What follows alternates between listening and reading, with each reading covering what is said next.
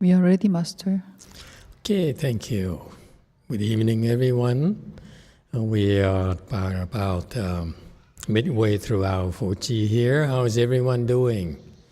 This is about the time that you should be feeling very good. Anyone? Very blissful. Okay, keep at it.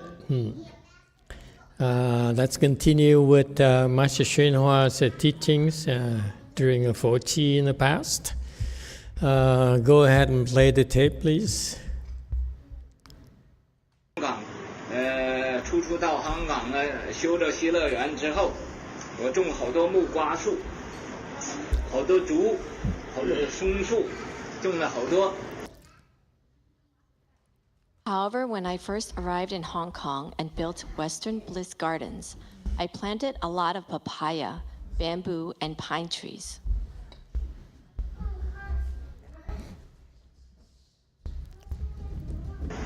赶第二年呢，各地树木都打风打死晒了，你记不记啊？你记得吗？ The second year, all the trees were blown down by a typhoon. Did you know that? Do you remember?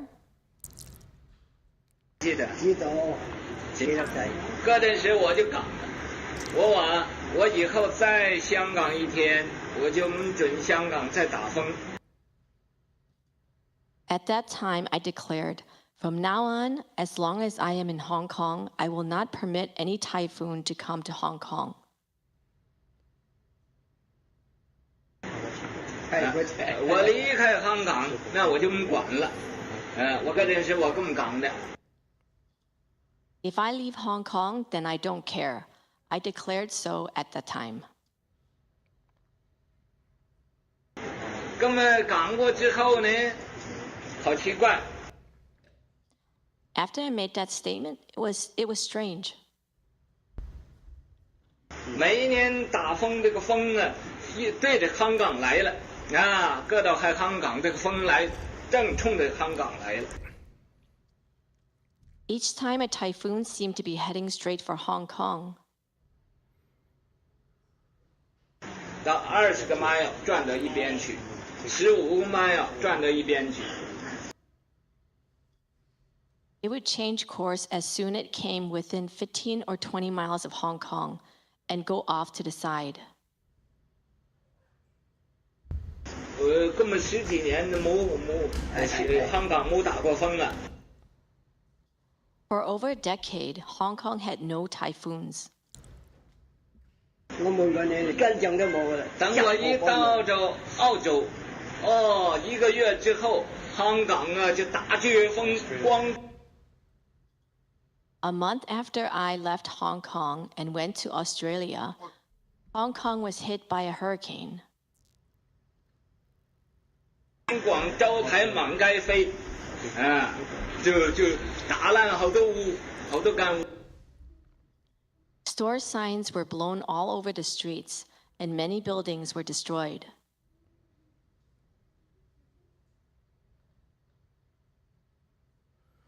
Okay, let's stop here and go through this so that we can finish his file.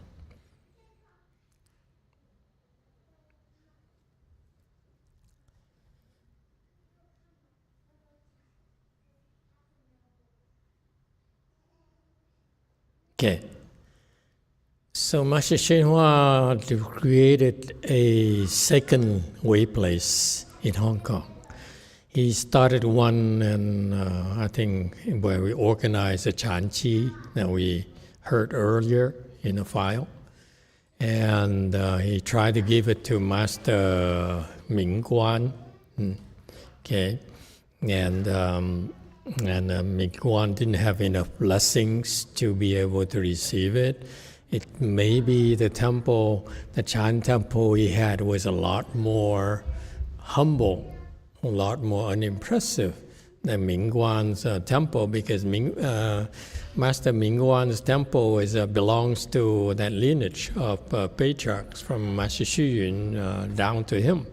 So I'm sure the temple is very, very impressive, very adorned.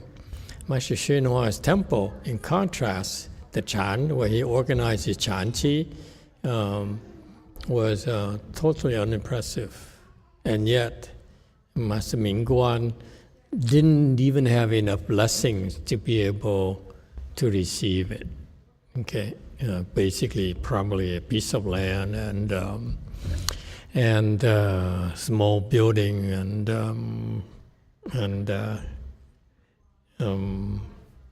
some Buddha statues. So you see, it takes a lot of blessings to be able to be an abbot of a temple. Don't be fooled by the external appearances. All right. So now he says he established the Western Bliss Gardens. I think he has about 3 temples in Hong Kong, and one of which Heng Ting, well, you heard of his name earlier, was allowed then to go into seclusion. This is how Heng Ting became enlightened.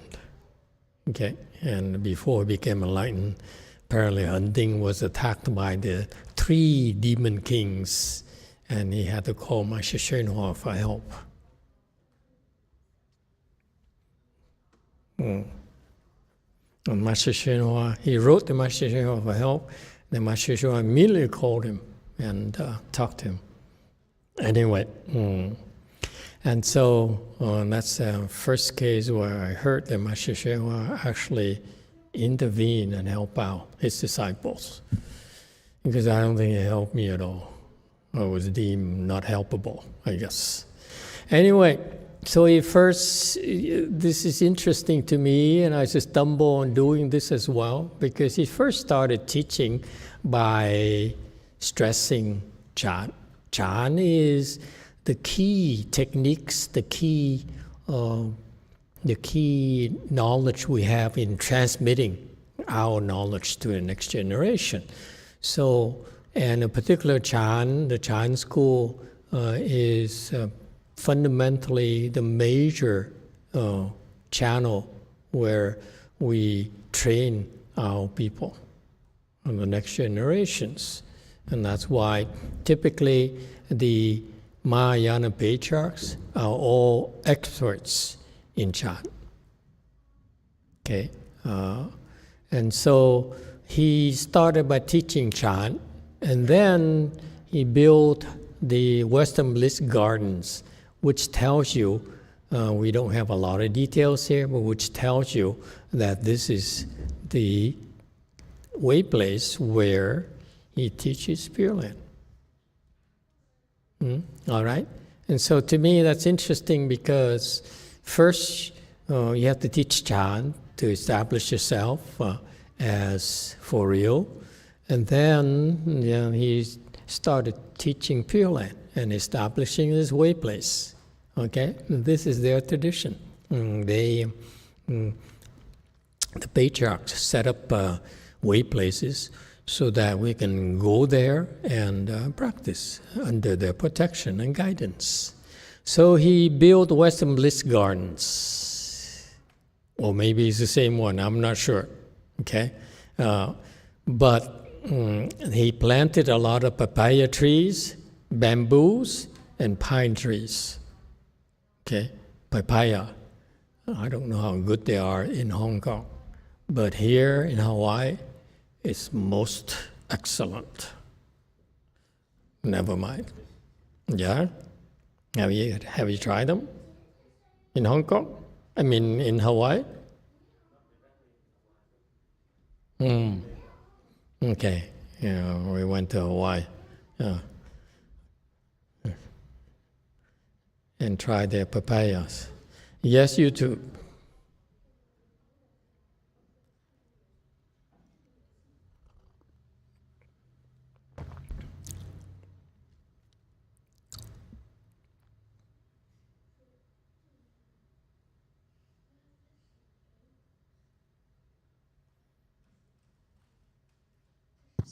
Oh, sorry. Okay, we got it. Thank you. Sorry, Master. We have a question from Sophia Gu. Master, when we bow to Buddhas, are we bowing to our self-nature? Should we contemplate during bowing this way? Thank you.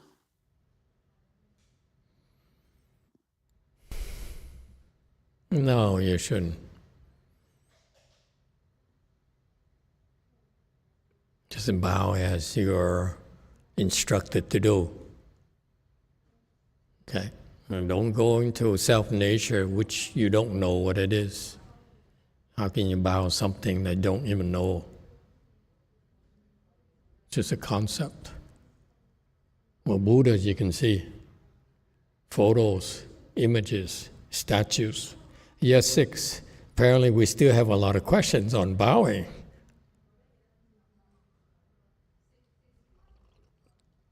Six. Master, for the two bowing group, that two of them, one group went enlightened and another did not. But on the surface, they kind of making the same effort, same method with the same good knowing advisor. What are the key factors going to such huge difference in terms cultivation result? Emitofuo. I don't get it. Could you repeat the question, please? My question is there were two bowing group, like the 3-step, 1 bow group from Master. Oh, those 3 steps, 1 bow. Right, the two group, they did kind of similar things with the same method, same good knowing advisor, but you mentioned yesterday that 2 of them went enlightened, another 2 did not. I'm just wondering, they're kind of doing the same thing. What makes the difference in the result? I really don't know because they were Master Hsuan disciples. I wasn't sure what happened to the first group or second group. But so what I told you is just my guess. I have a big mouth. I keep on talking and talking and talking. Okay, so please take everything I say with a grain of salt. Okay, I'm not real. Talk too much. No. But the reason I feel that the second group, because I was enlightened, because Master HsChenHua at the end of in their journals of the true cultivators, they reported, and Master HsChenHua said, my disciple became enlightened. And when he was by San Francisco, was about getting real close to San Francisco, and when you become enlightened, you know. And so that monk, he knew he was enlightened. So he said, this is a real big deal for American Buddhism. So what happened to all the fanfare and the pomp and the marching bands? I came and no one showed up. No interviews for TVs. You know, like if you do pilgrimages now, they have it's reported in the news in Tibet and in Vietnam, so forth. Okay, but when he was doing it, no interviews. It's no big deal at all. Okay, and never made a big deal out of it.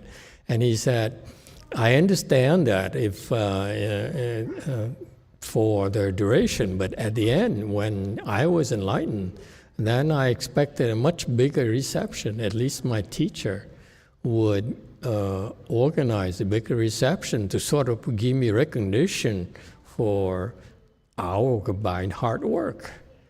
So he's actually was saying. So he was thinking that way.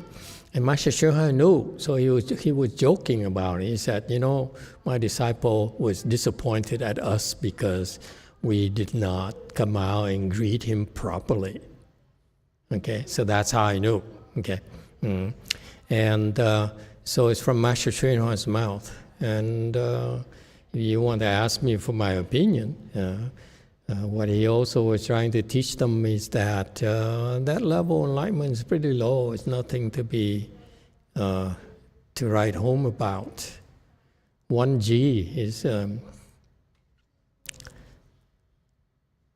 it's good, but not very useful. Okay, it's like you are, I don't know, many of you are immigrants. Okay, it's like when you first come to America from another country. That's 1G.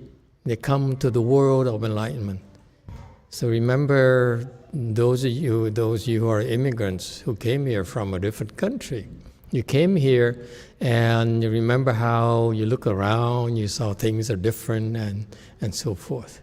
That's the parallel. You really don't know much. You just have membership, not very useful. Okay?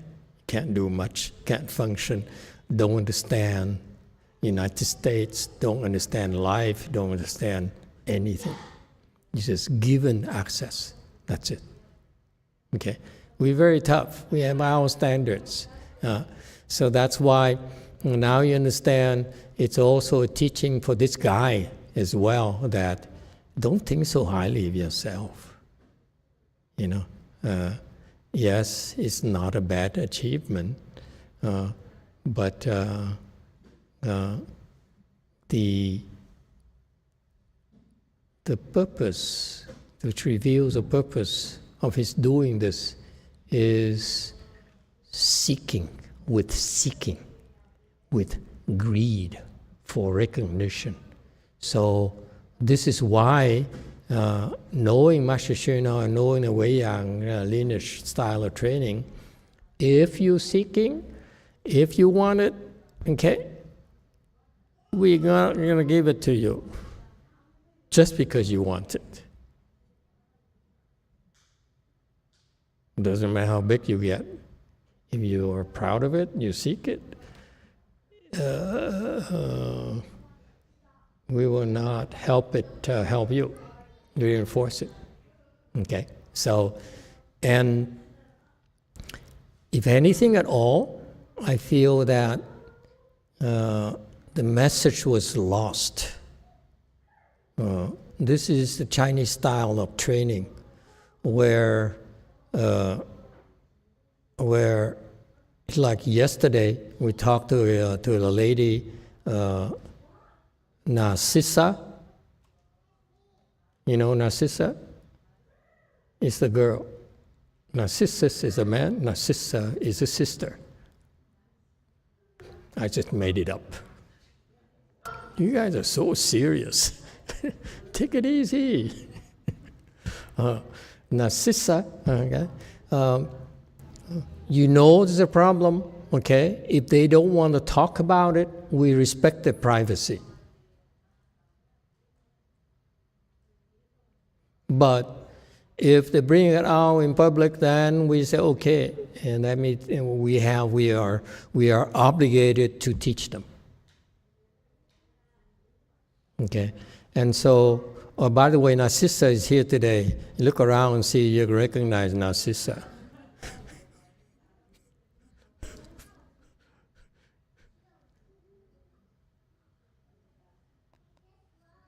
Would you like to stand up and take a bow?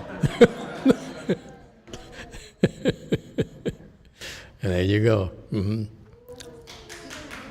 That's it. Don't encourage her. So to me, it's so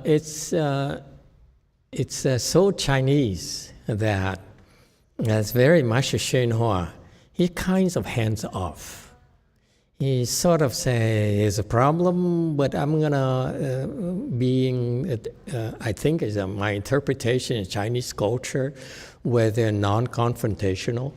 Where we Americans are a lot more confrontational. I mean, I am very confrontational. Okay?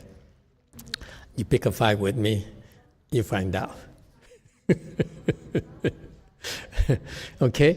But see, to me, that's one of the things that about his style that I feel that was not necessarily helpful to his disciples, because that seed there of seeking recognition, of scheming to seek recognition, okay, has to be snuffed very quickly, okay, because it's detrimental. It slows you down in your progress, and then it's hidden, okay?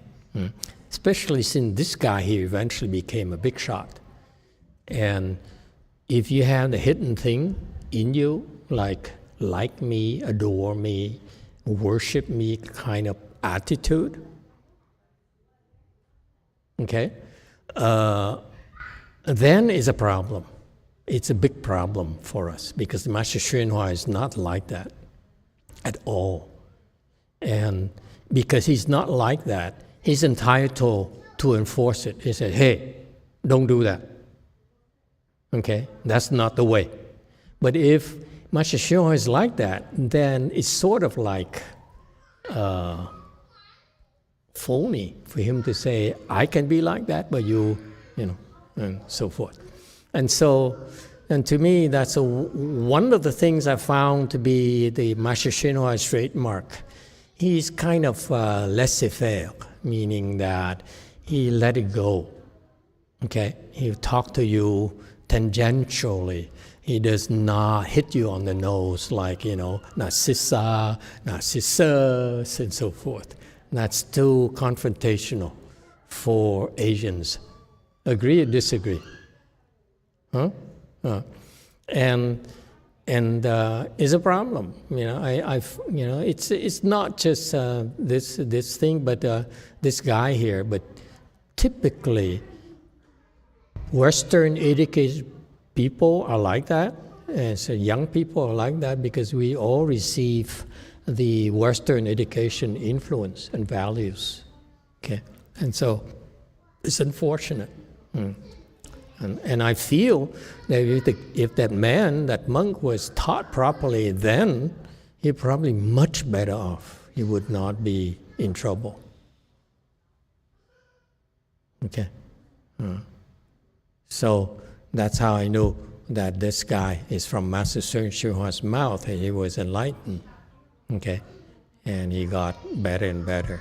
Well, actually, what also happened is that after he got to the city 10,000 Buddhas, the Master Xuanhua looked at them and said, too low, keep bowing. So he had to bow for another 6 months, 9 months, and then he let them go, meaning that after 6 or 9 months, he made it to the next level. Okay, yeah, so.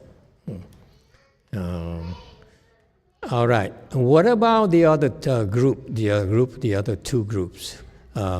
I read their journal. It's one book a long, long time ago, and I don't remember much because I didn't see much that I could learn from. Okay, really, not too many responses and so forth. But the other group, the other two monks, they returned to lay life, and one of them died of cancer. Okay, all those are bad omens, bad portents about their practices. Okay, and from the journal I read, the book that they took, they put their notes. Book of their notes, my impression was that they were not as, they didn't have to undergo as many hardships. Okay, I think they're a lot easier going, because Heng Shi basically bowed all the way. And the other guy is a little bit lighter. Okay, so that's why. So in summary, there's a difference because of the degrees of hardship the degrees of suffering. Heng Shu, Heng Shao really suffer a lot more than the others. Okay, they encounter a lot more obstructions because in the end, one of them became enlightened. Okay, and actually now, at least when I saw them 10 years ago, they both were enlightened. I don't know what's the case now. Okay, and so by the end, the Dharma protector was not enlightened. Okay, but he planted a lot of blessings for his support of someone to become enlightened. So eventually, he became enlightened. So both of them became enlightened. Okay? Same attitude.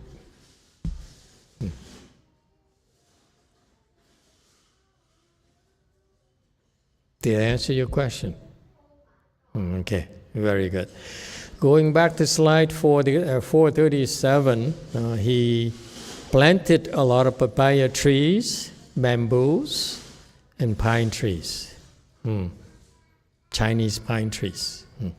I love Korean pine trees. And the pine trees here are beautiful. Second year, the following year, all the trees were blown away by a typhoon. Did you know that? Probably talked to Heng Ding and his disciples and so forth, who still remember, who were still with him. So do you remember? So a typhoon came and destroyed all his work. At the time, he said, from now on, as long as I am physically in Hong Kong, I will not allow any typhoon here in this area. And that's what happened. If he said, if I'm not here, it's okay. But when I'm here, you can't have typhoon. And he made a declaration, and the typhoon seems to be to avoid Hong Kong. Okay, we come close within 15, 20 miles, and then we veer off. So for 10 years, so he was in Hong Kong for 10 years. Really? 10 years? Came here in his 40s, early 40s. So it was 30 to 43. So impressive. Well, 30 years old, and he has the respect of the Dharma protectors. Now, it sounds casual to you, but it's very expensive. Every time there's typhoon that lands, reaches land, you're going to have a lot of damages. Okay, could be human life losses as well. So, in a way, you can see that his presence in Hong Kong there was actually very helpful to the economy in that sense. He was preventing all the potential damages from the typhoons. Okay, this is what bodhisattvas do. They help you, and no one knows. So, if you believe this, if he says, because of my wish, I got offended by the typhoon god, so I put my foot down and say, you can't come to my area anymore. You hear? You come here, you have to deal with me. Yeah. Yes, JMT.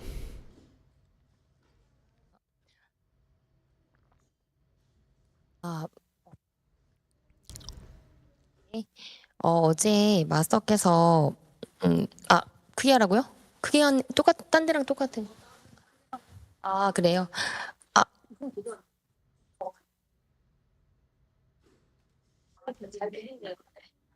네, 죄송합니다. 일단 어제 법문 마지막 부분에 내용이 어떤 거였냐면 제 마음에 남았던 게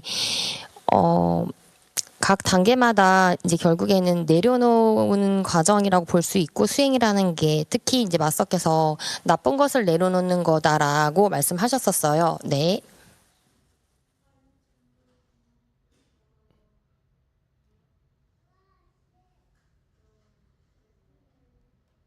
Oh, okay. So yesterday in Master's Dharma talk, the context was I have in mind that you mentioned that each level of our practices, there's something we have to let go at each stage, especially the bad ones, bad habits. 제가 질문은 안 좋은 것을 인식하고 내려놓기로 결정을 했는데도 불구하고 내려놓을 때마다 제가 두려움의 감정을 마주하게 되더라고요. 네. So my question is, I do recognize the bad side of me, and I did decided to let it go. But every time I try to let it go, fear comes up. 그런데 제 질문의 포인트는 이렇게 그러니까 수행의 과정이 결국에 내려놓음의 과정이라면 계속 내려놓을 때마다 두려움을 맞이해야 되는데 이 두려움의 원인이 무엇인지가 궁금한 거예요. 뭐 예를 들면 익숙한 것들과 멀어지게 되는 것에서 오는 두려움인지 도대체 내려놓기로 내 스스로 결정했는데도 불구하고 이 두려움의 이유가 무엇인지가 궁금해서 질문드립니다. So my point is, in the process of our cultivation, every time we try to let it go, we always have to see our fear. The fear comes up in our mind, and I would like to know why the fear comes up. Is it because I have to let go my comfort and the familiar things? I don't know why I feel fearful even though I decided to let it go. I decided by myself. 그 마지막으로 어제 좋은 질문 해준 분 그리고 제가 어제 언급했던 산호세의 아름다운 두 커플 만나서 반가워요. 질문 감사했습니다. And also I would like to thank to the two beautiful couples in San Jose for the great questions. So thank you so much. What San Jose? What about San Jose? She wanted to say thank you to the questioner. Which question? The selfie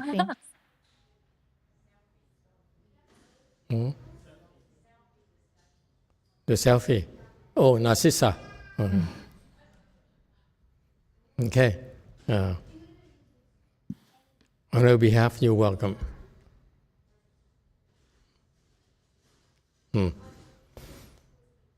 Okay.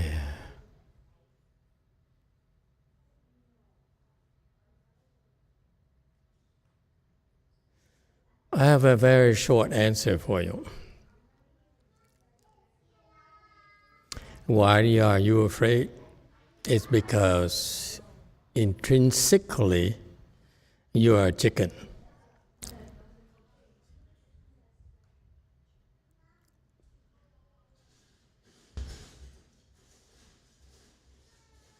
What do I know? You're afraid, you're afraid. Why do you ask me? You have to ask yourself, what are you afraid of? I can't read your mind. If you're afraid, it says, what am I afraid of? Am I afraid to die? I'm afraid I'm going to lose my husband. I'm afraid I'm going to lose money. Or what? You ask yourself. I can't be there with you and say, this time here, don't be afraid to lose money. Don't be afraid to cross the street. Don't be afraid to drive the XM3. Okay? I don't know. Why are you afraid? You should ask yourself, why are you afraid? Why are you such a chicken? Quack, quack, quack, quack, quack.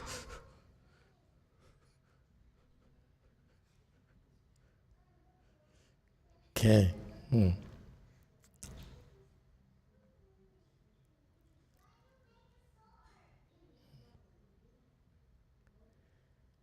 On the other hand, it's not like the way you think. It's not like you can pick and choose this and pick and choose that. Yeah, sure, you can do that. But there's a lot you have to choose from. You have so many faults, so many issues. Yes, JMT. 그러니까 제가 왜 두려운지를, 그러니까 질문하기 전에 제가 왜 두려웠는지를 돌아봤더니 일단 그 중에 하나가 찾은 게 이게 평정한 상태, 안정된 상태가 흐트러지는 거에 대한 제가 공포가 좀 있더라고요. 그래서 제가 궁금한 건 이렇게 각 모든 수행자들이 이렇게 내려놓을 때마다 이렇게 특히 나쁜 것을 내려놓을 때마다 공포를 경험하는 건지 저만 그런 건지가 좀 궁금했었어요. So I thought about why am I afraid of letting go, and I thought about one thing is I'm afraid of my peaceful state is being disrupted, and I'm very afraid of that. And Okay, very good. Well, let me tell you how you're going to fix it. 아주 좋군요. 이제 Next time you're afraid, 당신 tell 다음에 yourself, don't be afraid. 두려. I hope it's clear.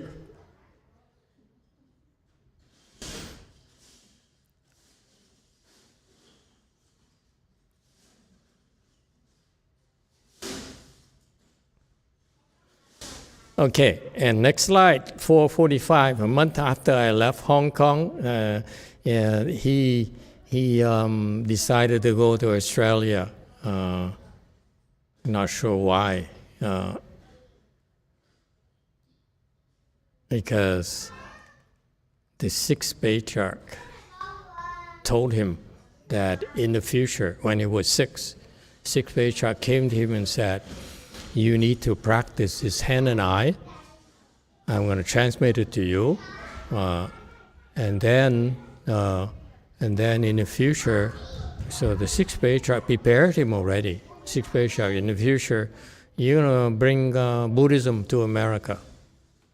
I don't know why he went to Australia. Anyway, why not land down under great beaches like kangaroo? I'm more interested in the indigenous people than the kangaroos. Okay, I would go to Australia to work with the locals. Kangaroos, I can't do much with kangaroos. Okay.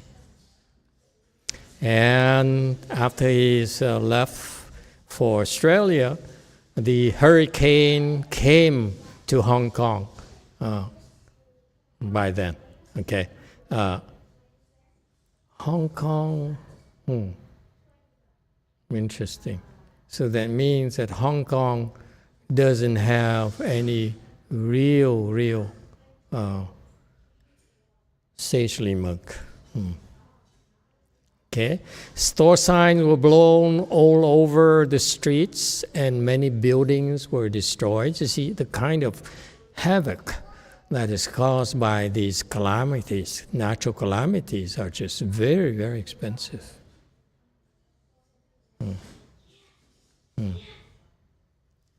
And that's the end of this file. Any questions? Let's move on to the next one then. Yes, there's a question here. 6. Master, I have a question about bowing, just adding to the completeness of bowing. So I learned the 3 steps, 1 bow from Way Mountain times, and then I really like the bowing within the Buddha hall, doing the 3 steps, 1 bow in the Buddha hall.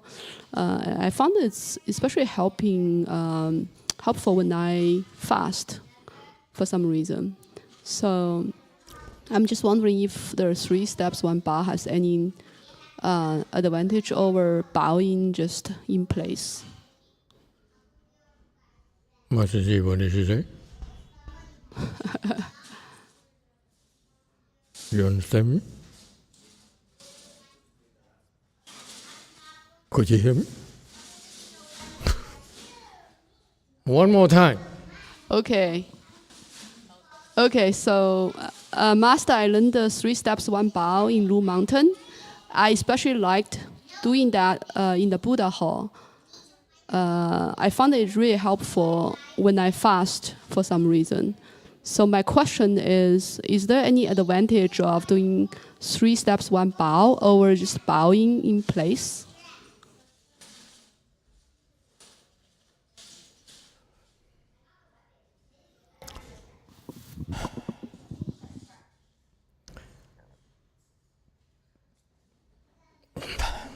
And I thought I answered all the questions about bowing.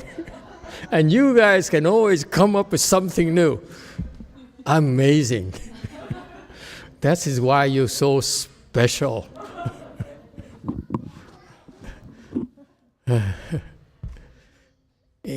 Can we do 3 steps, 1 bow in place? So you can, if you can moonwalk. Can you see yourself walk?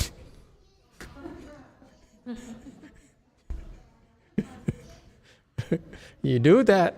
Absolutely. So how you do? I just mean that bowing continuously on the cushion versus 3 steps. And why is it bow. 3 steps, 1 bow? Right, why we do that. And then personally, I found it to be helpful, but I'm just asking this question for... There's a difference between the 3 steps, 1 bow that these monks did or these other people did versus they're doing it here. Because what they did is to bow out in nature. You know how difficult it is for you to bow when you go down and you see yourself, there's gravel.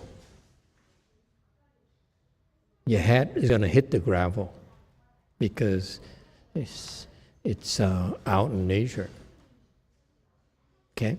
And so it's very challenging. So you go down and your forehead touches the gravel. Okay? At first, you will see cuts and bruises in your forehead. Okay? And if there's TV crews there, are you in trouble? The images will be on the internet forever.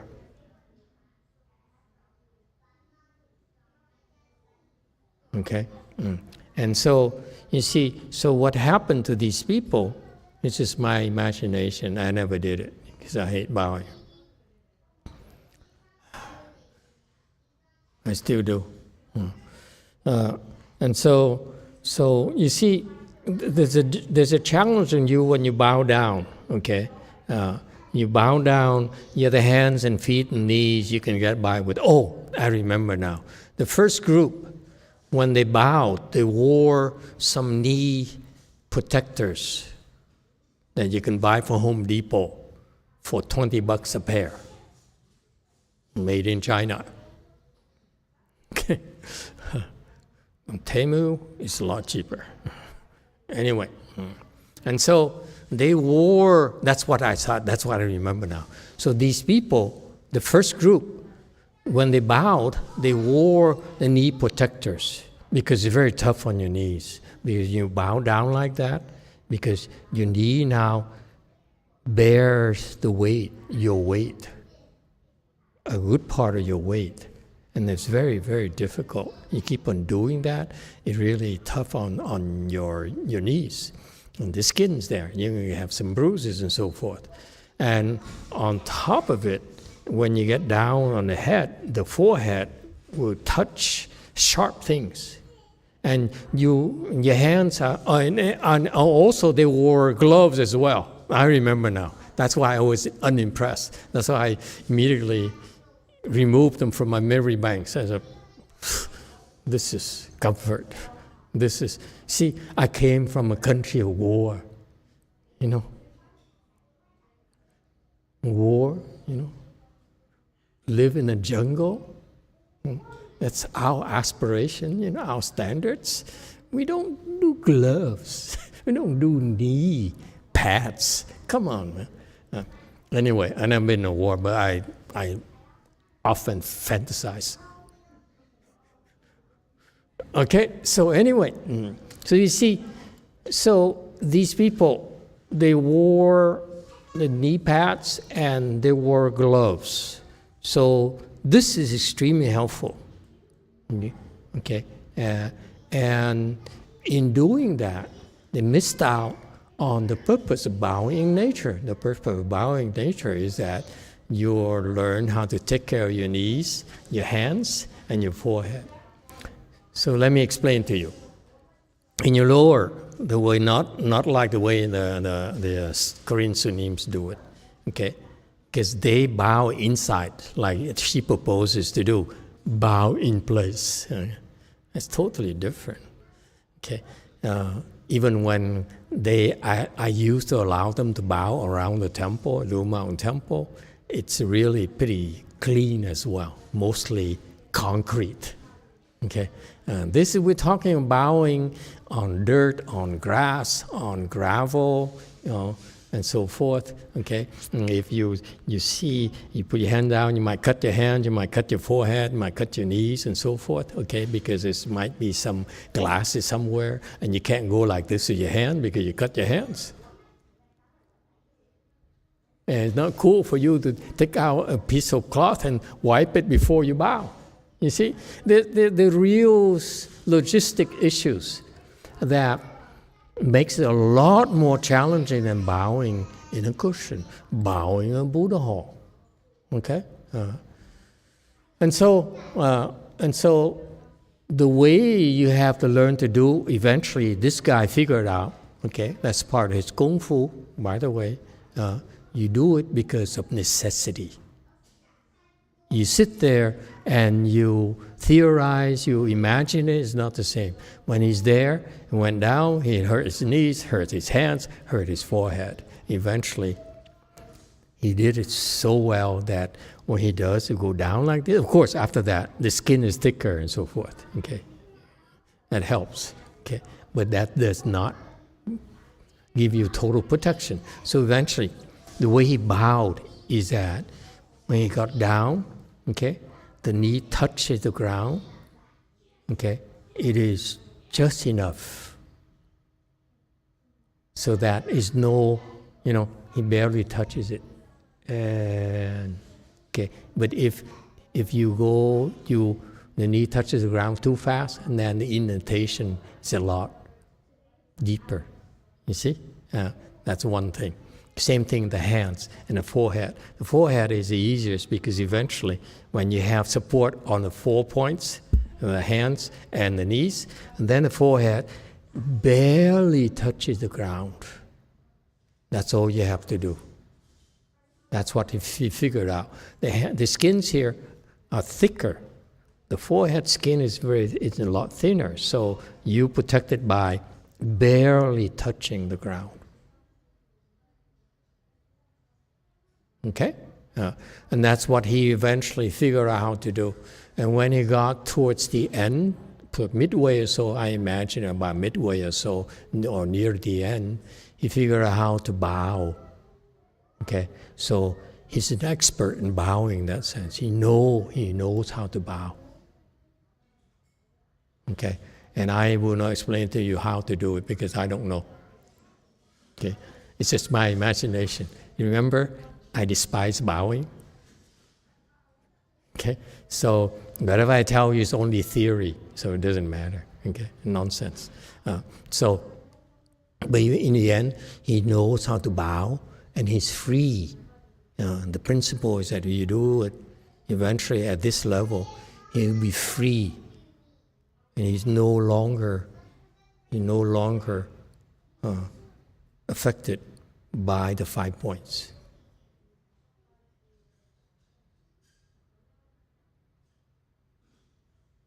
And that is cool. It's a lot of fun. So if you bow I'm telling you the various phases. You bow to that point, you become enlightened. Okay? So he became enlightened because of perfection of bowing.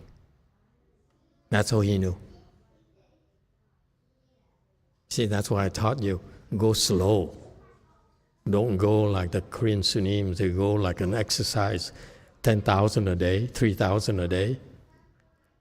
That's exercise, okay? That's like the Wu Tang, you exercise. Okay? No, bowing here is very, very slow.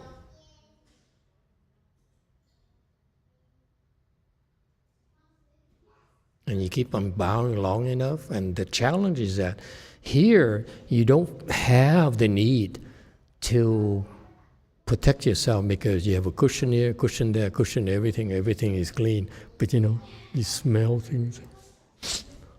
And then you're bound to cut yourself and so forth. Could happen any time. So he was able to perfect that bowing method. Okay? That's why when he came back, okay, and I was a novice at his temple in Berkeley, and he said, let me teach you how to bow today. And he bowed, okay? And it's funny, because he's a big shot. He bowed on a cushion, like the cushion right here behind me, bow on cushion, and then they said, how about bowing on the floor? So he bowed on the floor, and then someone said, but Master, Chinese style is that I saw the Chinese bow, and they bow instead of bowing on the knee, your 2 feet are straightened. Okay, you don't stand on your 2 feet like the way you do. He says, what are you talking about? I'm the expert of bowing, so do it my way. Huh? But you do it that way, then you cut yourself more.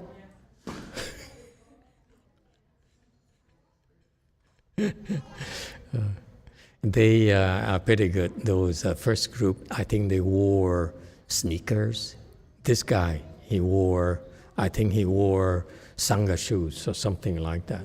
So that's why if you were to bow, straighten your legs, you're going to cut yourself. That is not possible to protect. Okay? And so it's funny. But so at the time, I was shocked. Like, you expert. You don't tell people like you're the expert. Master YongHua can say because he knows what he's talking about. Okay? But now that this woman asked, I said, oh yeah, I know why. Because when she asked me, I could see him doing it towards the end. Okay? I said, wow, that's why. That's why he's an expert. Because I don't think many of you is able to do that, can do that. Anyway, so now you know why. If you bow in place, it's a lot easier than, it's not as demanding as you were to bow around, because you bow around the Buddha hall, okay? There's a matter of balance when you take a step, okay? You learn to walk, okay? And then you learn to bow without disturbing others, and so forth. So, depending on the degrees of difficulties, you get bigger results. Don't look for a shortcut. Smart people are always looking for a shortcut. Chinese style, they make you really, really suffer for a long, long time. Okay? And I know you Westerners are too weak, that's why I give you shortcuts every now and then. But for my master, it's like, suffer boy. That's the attitude. Did I answer your question, ma'am? See, the more you ask, the more things I come up with. Okay. Next file, please. Here?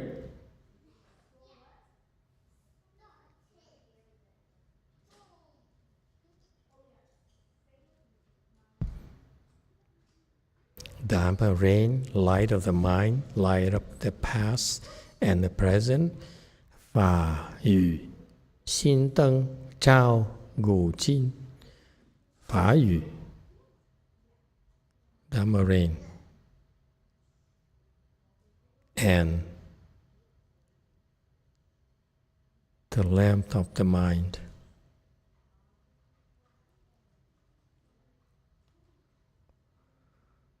Illuminate the past and the present. Not light up. The Dharma rain and the light of the mind, they illuminate the Dharma rain and the light of the mind illuminate the past and the present. The title is very, very meaningful. This translation doesn't make sense. Okay, correct it, please.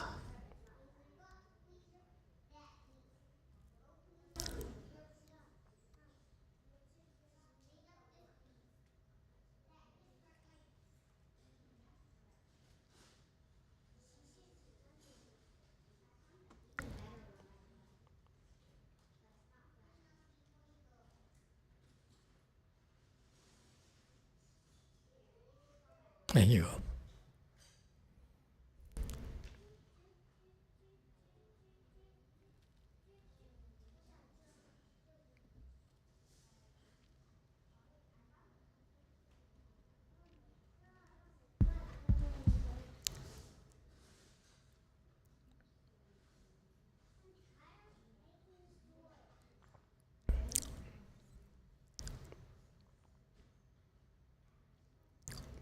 人人他都唔知道佢哋嘢，唔知道佢哋點解有咁嘅情形，人人都唔知道。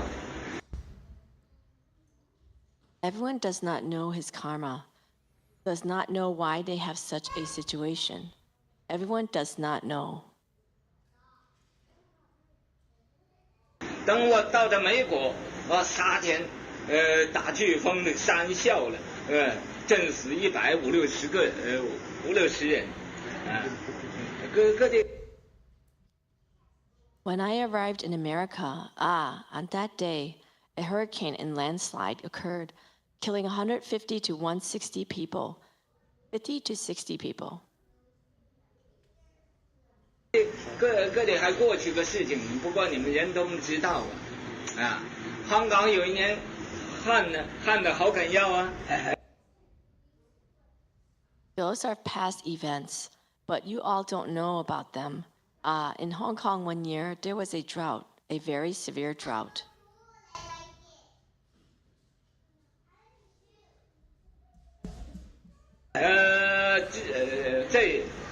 香港在水，水乐园呢，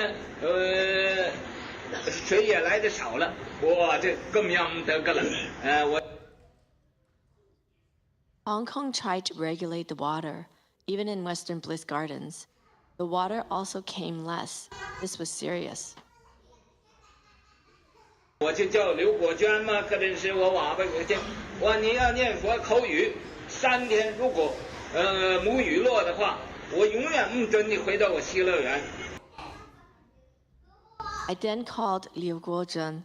I told her, I said, you need to recite the Buddha's name and pray for rain. If there is no rain in 3 days, I will never allow you to return to my Western Bliss Garden. 我故意跟我们同开讲呢，其实他有没有本事念佛会口得到语。I intentionally said that to her. Actually, does she have the ability to recite the Buddha's name and successfully pray for rain?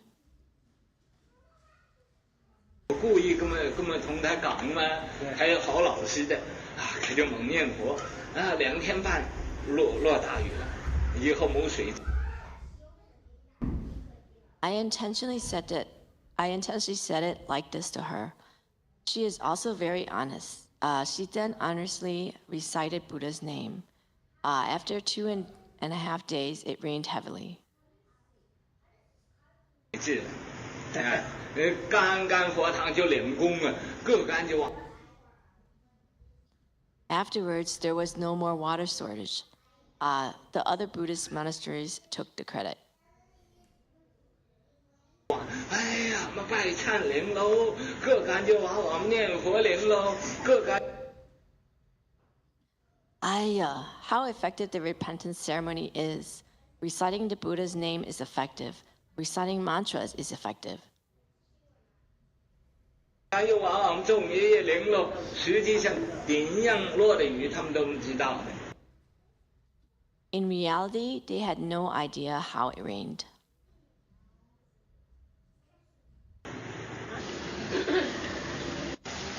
讲老实话，我各地讲老实话，叫一个人不死，各地权利我还有。To tell you the truth, I do have the power to decide if someone should die. 谭普才你知道啊？谭普才皈依我隔年是77岁，那个相命的、占卦的都啊，看那年呢12月3一定死的。Tanpuchai knows. Tanpuchai took refuge with me when he was 77 years old. The fortune tellers all said he would definitely die on December 13th that year.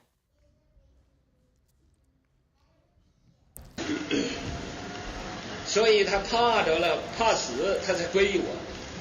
皈依我之后，就是师傅，你能叫我多活10年，我帮着你造庙。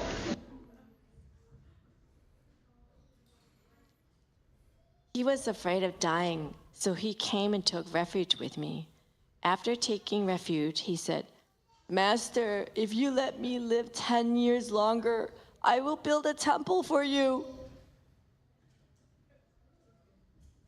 我说我比你多活12年，单10年，以后他90多岁才死的。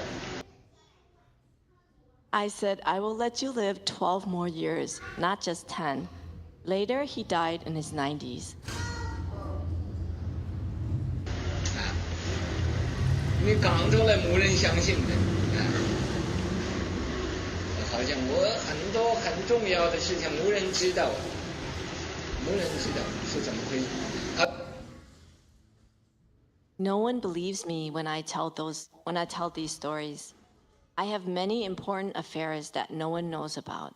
No one knows how they happened. Okay, stop. Okay, so.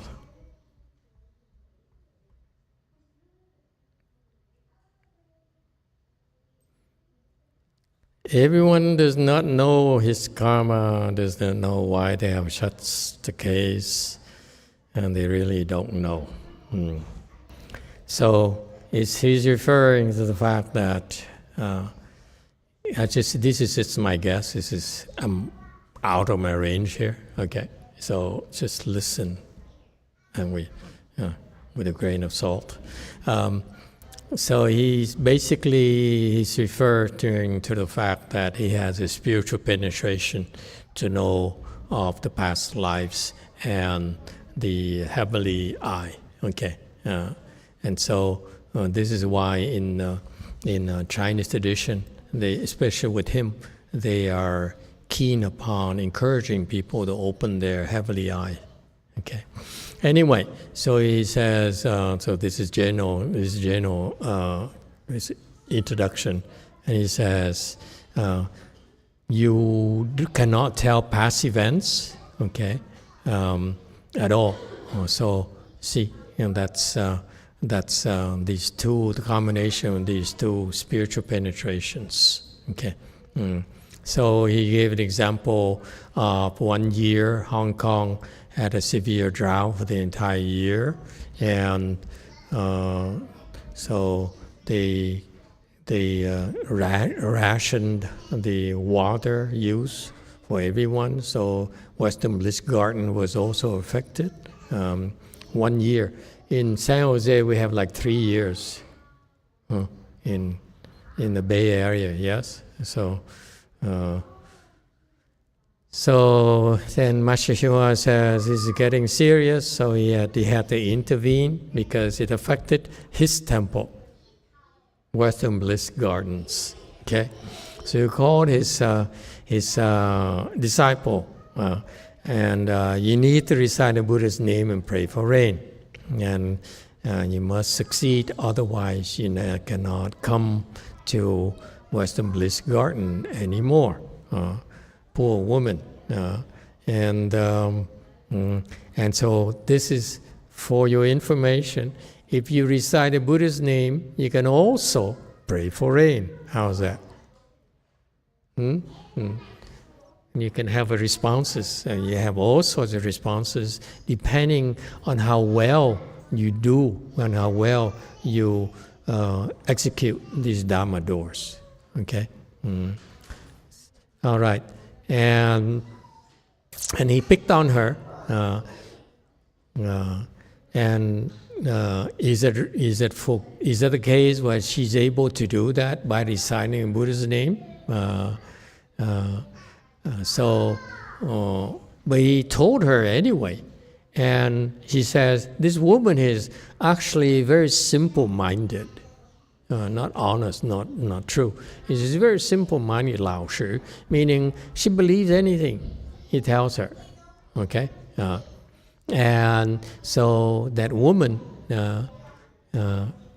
recited the Buddha's name in earnest for 2.5 days, and then it rained. And so that's what happened. So he says associated the rain with the Buddha's name recitation. Okay, and because of this heavy rain, which is not a typhoon, okay,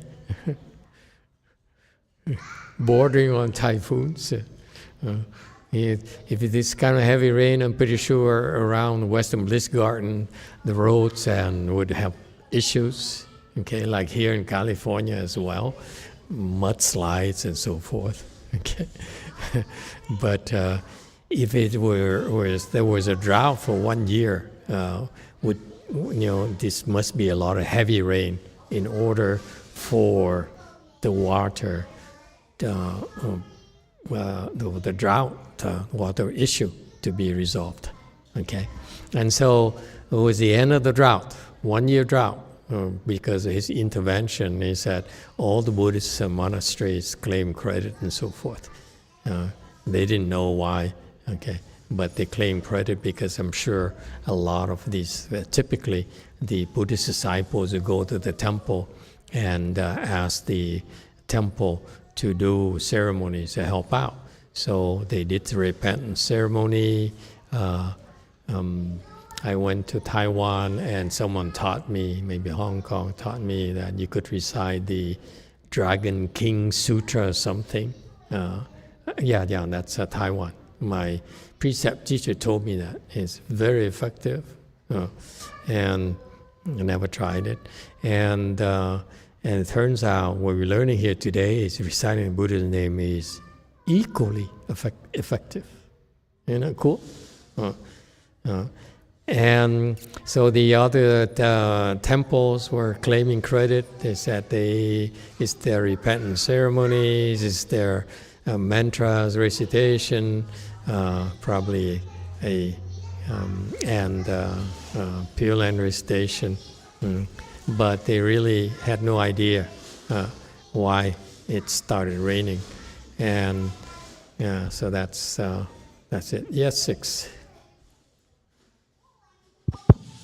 Master, you said that Master YongHua is most humble and most not seeking recognition. So I'm wondering why he tell those stories that I can tell people to die, and if I don't want typhoon here, I don't want rain there.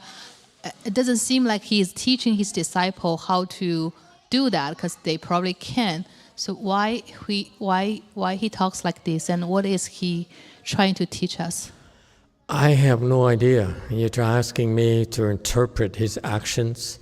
My answer is that his actions don't always have to make sense to me. It doesn't make sense to you, but I am not looking to try to make sense of whatever he does. Okay, if you ask me, I could try to guess, but it's one thing. The one thing that the Chinese know better is that they don't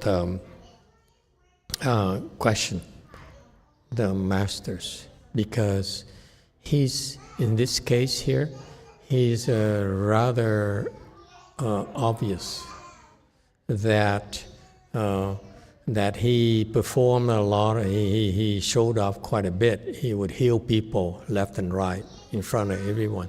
So he has these capabilities, and they're all related, by the way. They're not at his level. It's all the whole ball of wax, and so. Why he decided to talk about it, I'm not sure. I wasn't there, and I don't know who was there. Okay, but for me personally, for some reason, it worked for me. I never, like you, had to. Is it for real? It's kind of difficult to believe. For me, it's kind of strange. For me, when I read these things in English, okay, not even in Chinese, because I couldn't understand Chinese when I first learned his Dharma. When I heard about these stories, there's no doubt in my mind for some reason, which is very weird for me personally. So that means that the only possible explanation is that he bragged to me before, if you will.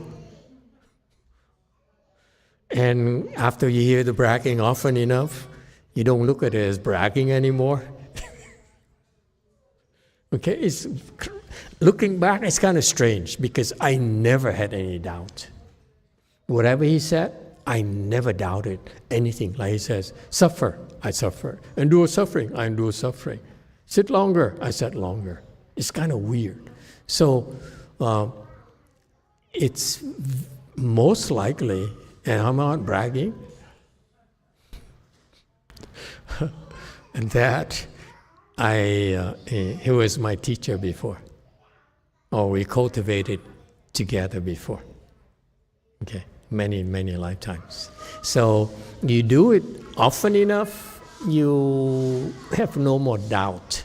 So the doubt that the lady asked earlier is because you don't have enough blessings, and that in my personal case, I know that I believe that that we go back. Okay, so that's why he talked this way. To most of you, it's shocking, but to me, it's not shocking at all. Actually, it motivated me. I said, if you can do that, wow, how cool. I'd like to try to do that. Okay, so it motivated me to work harder. I said, if you can do that, then whatever you say, I will do it. Whatever your instructions are, let me execute the instructions. Okay, then let me see if it will bring it to you. Okay, so to me it's helpful. Okay, but to the average person, it's not necessarily helpful. However, to the Asians, many of the Asians, it's helpful to them, because he was surrounded by a lot of Asian disciples, and he saved them left and right. So when you go and join the assembly, they will be talking about it. So maybe some of them might have doubt initially, but once you talk to so many people, and you say, look at this car. Look at my dad, 77 years old, and he got to live until 90s, more than 10 years, and so forth. It turns out, after he died, and I was still a novice, he still would appear to his disciples. So many disciples said, today I drove to, this is in Canada, I drove to the mountain, on the way to the mountain where Master Hsien-Hua said you should go there in pilgrimage, and because that's the area where you can pray to Universal Worthy Bodhisattva. So every year they will organize a trip to go to the mountain to pray to Universal Worthy Bodhisattva and collect the water back, and to help the people, the family members, the members who are sick and they get well, that kind of thing. So this is why, in a way, they have a very devoted and faithful assembly. They really all believe in Master Hsien-Hua because he touched them, I'm pretty sure, individually. Okay, so to us, who are not his direct disciples and who are different, we probably don't have the same type of relationship, if you will. And it shows because after he died, his disciples are still very devoted and loyal to him. They only see him. They don't want to hear anything else. They don't believe in anyone else. So, to me, I like that. I like that because that's how the great disciples of the Buddha became great disciples of the Buddha. I was telling my disciples earlier, recently, I said, one of the qualities I admire from reading the scriptures and stories about the great disciples of the Buddha is that they've been loyal. They have a track record of blind loyalty, if you will, to the Buddha for so long. Shariputra, Mahamoggallana, Aniruddha, Ananda, you name it. All those great disciples, they have been extremely loyal to Shakyamuni Buddha. And that's something that I feel is remarkable in his teachings, that he's able to inspire that kind of loyalty that we don't see anymore. I don't see that in my disciples. Okay, and so there's a great advantage in that. Okay, and that's one of the key ingredients, because you want to choose to be loyal to a great man, and they don't have to make sense to you.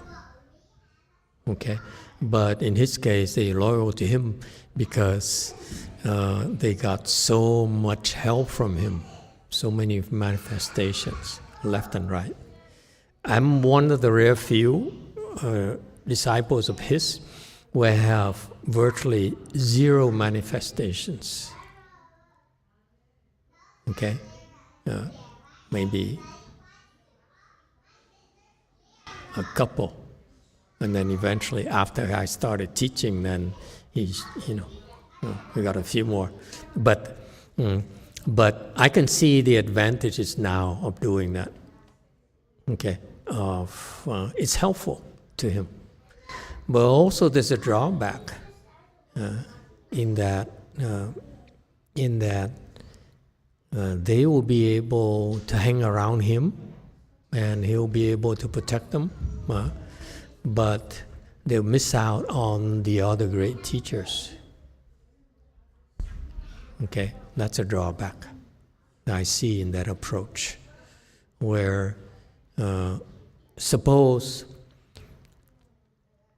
there is another Mahasattva who is higher level than he coming to the world, and they look at his disciple and they said, you know, you do have good roots, great Prajna roots, Varsha roots from Master Shenhua's teachings. They're going to encounter some resistance on trying to teach them because they don't listen. They just too tunnel vision. They said, my only teacher is Master Shenhua, no one else.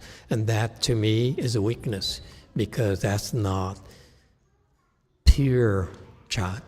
Pure Chan, pure Mahayana is I encourage you, and I, including myself, because I'm doing it as well, and I encourage all of you to constantly look for a good no advisor, always. If there's a good one, there's a famous one, the Chinese tradition, you're encouraged to go and pay them a visit and ask for instructions.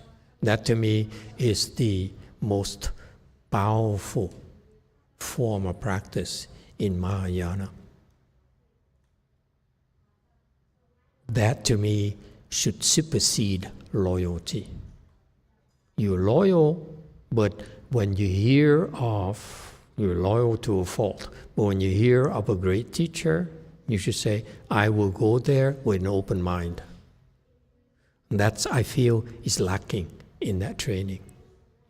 I'm pretty sure that when the Buddha started teaching, when the Buddha, Shakyamuni Buddha, before he became a Buddha, I'm pretty sure, I don't know, I haven't heard such stories, but I'm pretty sure that he would have told Shariputra, who is not still Shariputra yet, that you should go look for a good no advisor, because that's Buddhism.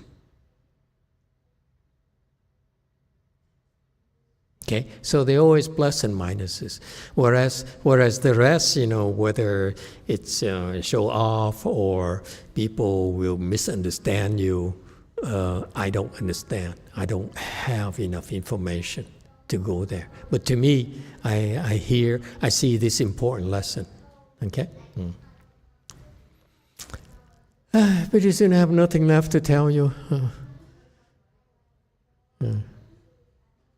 Okay, and then next he says, you know, I can also decide on the length of people's lives. I can decide you can live longer or you can die, meaning, conversely, you should die sooner.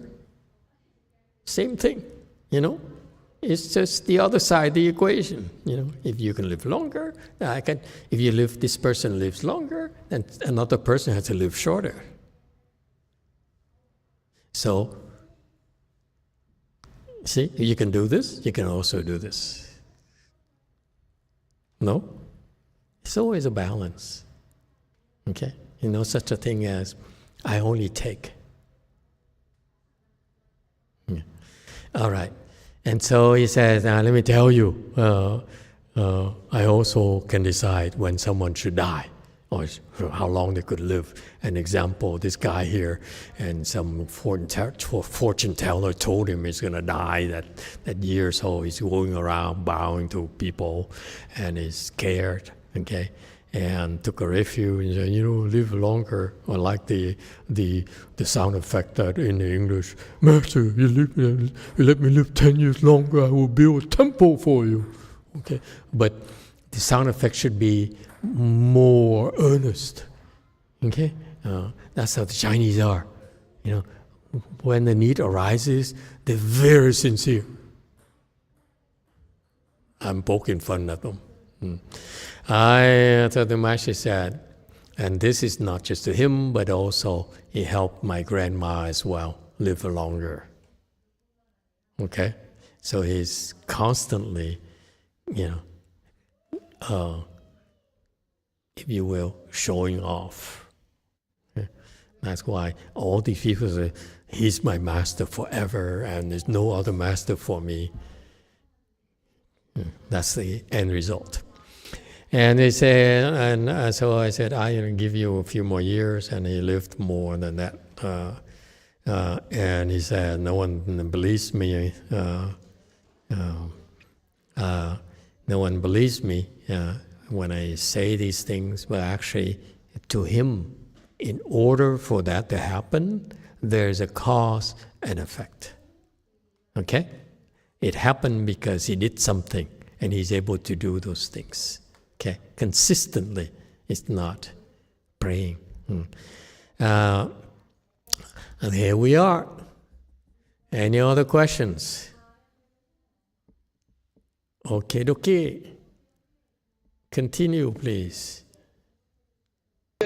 你太太国嘛，她到社乐园去，见到那个桃树上有好多虫啊，好多虫。For instance, your wife Guoman, when she went to the Western Bliss Gardens, she saw the peach trees crawling with worms. 可我师父，我终于来西乐园来拜佛，但是 She said, Master, I finally made it to the Western Bliss Gardens to bow to the Buddhas. 你更多虫嘛，我喝的都不敢动弹了，就是怕虫啊，还是怕虫。 But so many worms here, I am too afraid to even move. Disciple, she was always afraid of bugs. 我你明天来就没了，啊，那么第二天他又上去，他一条虫也没有。 I said, come back tomorrow and there won't be any. The next day she came up again and there was not a single worm in sight.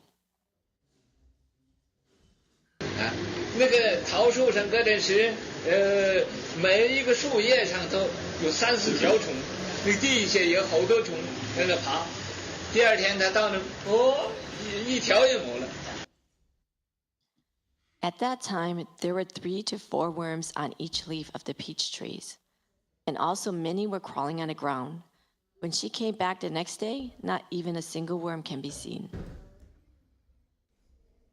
我们并不还用杀虫水呀，把它杀晒呀，怎么样的它没了？哎。 I certainly didn't kill them with pesticide. How could they all disappear? 就是这么讲一句话，没其他的，就只讲一句话，啊，你明天来就没虫了，啊。I just said one sentence, no more. I said, come back tomorrow and all the worms will be gone. 你们知道，各地虫啊，就还我各地龙的皈依弟子去到过的，去拜佛去了。你们一般人都不知道啊，所以才这么多虫。 You all don't realize that those worms went to bow to the Buddha and with my dragon disciples who took refuge. Ordinary people don't know that was why there were so many worms. 还虫的，今天我讲明了给你们听了，要不然就应该话一句，明天没了它就没了。 Today I spelled it out for you. If it wasn't like that, how could I say that they would be gone tomorrow and they were actually gone? Cool. Okay, stop. Worms. Oh, what a cool thing to do.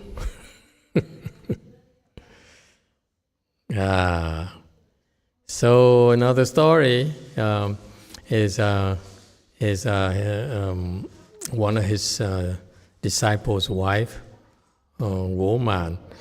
She went to the Western Bliss Gardens, and she saw a lot of worms crawling on the peach trees. And he says, I'm able to make it here to bow to the Buddhas, but there are too many worms here. I'm too scared. I'm frightened. And so the master said, come back tomorrow, there won't be any. And sure enough, there wasn't any worms left the following day. Each leaf of the peach trees The day before were a lot, and now the following day is none. There's not a single worm. And Master YongHua said, I didn't kill them with pesticide. And how could they have disappeared? He said, it's because all I did is I come back. He said, all I said is what I told her. Come back tomorrow, the worms will be gone. I don't know that. It's because I realized, because I look at the worms, I realized that the worms came with my dragon disciples to take refuge. And after they done taking refuge, they left. They can't hang around. Okay? Why can't they hang around? Anyway, I would leave a few around.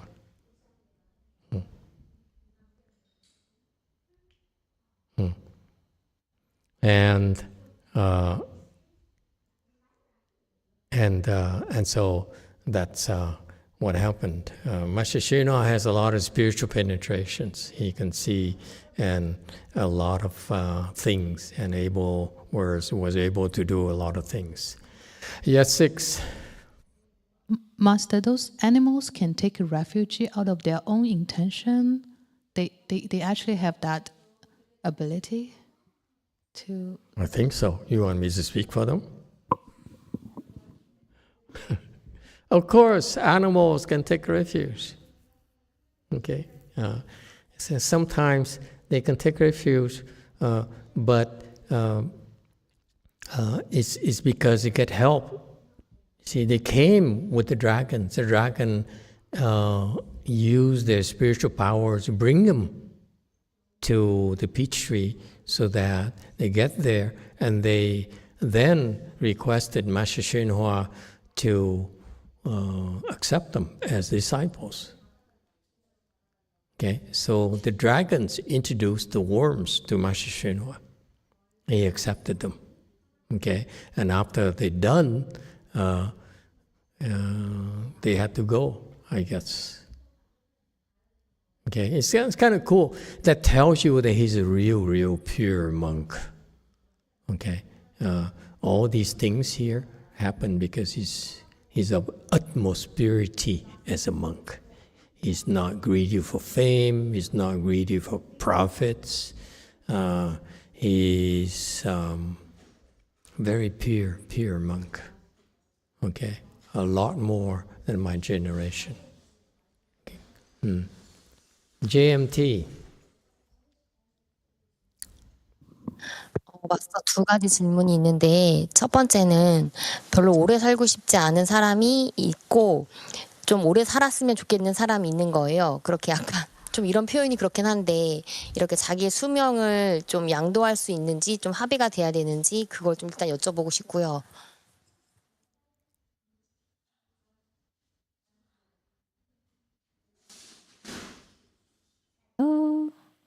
Master, I would like to ask you about the lives. If let's say there's two people, one is they don't want to live so long, and other one wants to live longer, then can the person give their length of life to other person? Do they have to consent?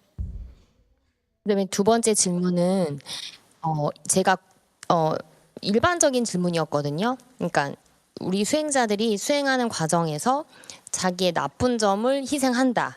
그런데 그 희생하는 과정에서 공포를 경험하는 게 일반적인 건지를 제가 질문드렸던 거였거든요. And the second question is, my prior question, it was just a regular question that our cultivators when they practice, when we try to let go of our bad sides, when we want to sacrifice our bad habits, do we usually feel fearful? Is that common? Second question is no, it's not common. 아니요, 그렇지 않습니다. 일반적이지 않습니다. 공포를 경험하는 것이. And question number one, you can't always do that. You can't always give your life on behalf of someone else. You don't have that ability. 첫 번째 질문에 대한 것은 당신은 항상 그렇게 줄 수가 있는 것이 아닙니다. 당신은 그런 능력을 항상 가질 수 있지 않습니다. I tell you a funny story. I was about to tell you a bee story, but forget it. No bees today. 재밌는 벌 얘기를 해줄게요. I remember Bodhisattva 내가 who his relative was this lady who has a single child. Okay, divorced mom, single child, and so her son is her life. And so she sacrificed everything to take care of his son. And the boy grows up by the age of 8 or 9, and then he became overweight, very overweight. He kept on eating and eating and eating, eating every single day, and to the point where his friends at school started bullying him, making fun of his weight. And so the son would come home and be very depressed about it and very upset and keep on crying, say, Mom, Mom, and he didn't know what to do. So the Bodhisattva came to her and said, you know, I will teach you something. You should ask the Buddha for help. Tell the Buddha that you'd like your son to be like a normal weight, and you're willing to be gain the weight on his behalf, take over his weight for in exchange. And sure enough, won't be long, the boy became really normal, thin, handsome, and she became.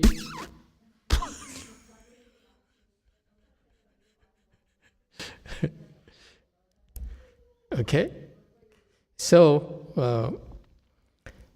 usually these things happen because you get some help, because we don't have the ability to do it. Okay, yes, we can do it, but if you do, let's say you say, I want to give part of my life for my mother so that she lives longer and so forth. It may work, it may not work. Okay. Unlikely it's going to work. Okay, that's all. So it's way beyond you. This is not a casual thing at all. You don't decide for yourself. You don't have the right or the ability to decide how long someone lives. We don't. Okay, so it's unreasonable to expect that we have that ability. It's not our jobs. It's not our responsibility. All right? Anyone else? Okay, then we stop here tonight. Thank you, everyone.